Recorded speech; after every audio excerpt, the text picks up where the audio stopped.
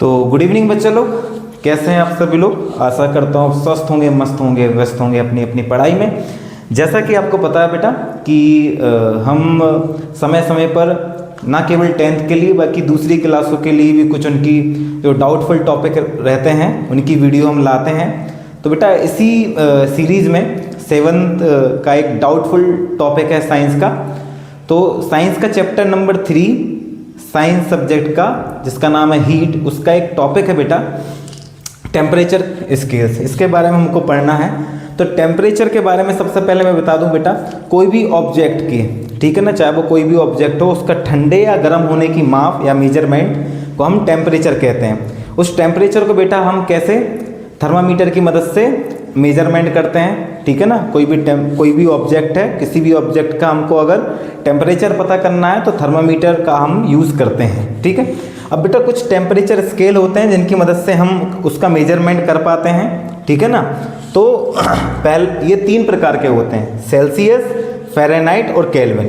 आपकी परीक्षा में अगर ये तीनों आ जाए, ठीक है ना, हो सकता है आपका कोई ऐसा सवाल बन सकता है कि इन तीनों में अंतर बताओ, ठीक है ना, डिफरेंट बताओ।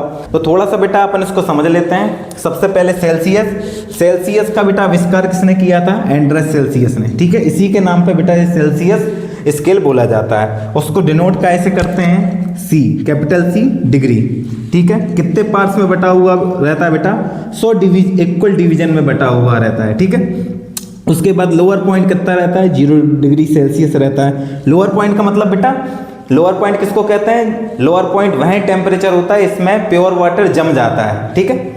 और बॉइलिंग पॉइंट वह टेम्परेचर होता है बेटा जिसपे प्योर वाटर उबलने लगता है, ठीक है।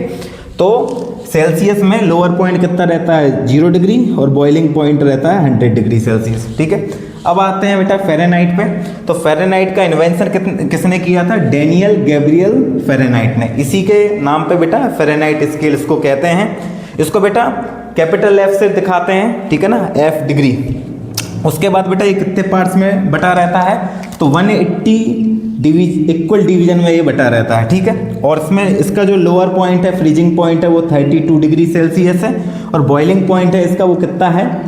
212 डिग्री फ़ारेनहाइट। उसके बाद बेटा केल्विन।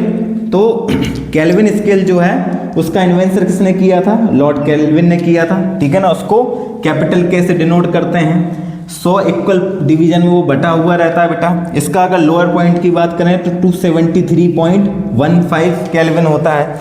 अगर बॉइलिंग पॉइंट की बात करें तो 373.15 K होता है, ठीक है।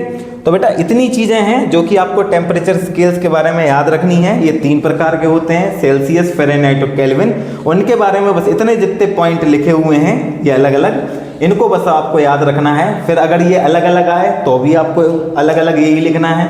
जैसे मान लो अगर सेल्सियस के बारे में आता है तो इतना लिखना है, फ़ारेनहाइट के बारे में आता है तो इतना लिखना है, केल्विन के बारे में आता है तो इतना लिखना है। और पॉइंट बेटा ये कॉमन रहेंगे। इन्वेंशन कितने किया? तो ये तीनों के लिखे हैं। काय से डिनोट करते हो? ये लिखा है। पार्ट्स कितने होते हैं? ये लिखा है। लोअर पॉइंट कितना होता है? ये लिखा है। बॉइलिंग पॉइंट ये लिखा है। तो बेटा ऐसे आप सेपरेट करके अगर सेपरेट क्वेश्चन आते हैं तो आपको लिखना है। तो बेटा इसका जो सेकंड नंबर का टॉपिक है वो है कहना चाहिए कि कन्वर्सन फॉर्मूला जिसको हम कहते हैं, उसको हमको पढ़ना है बेटा। तो आइए उसको समझते हैं।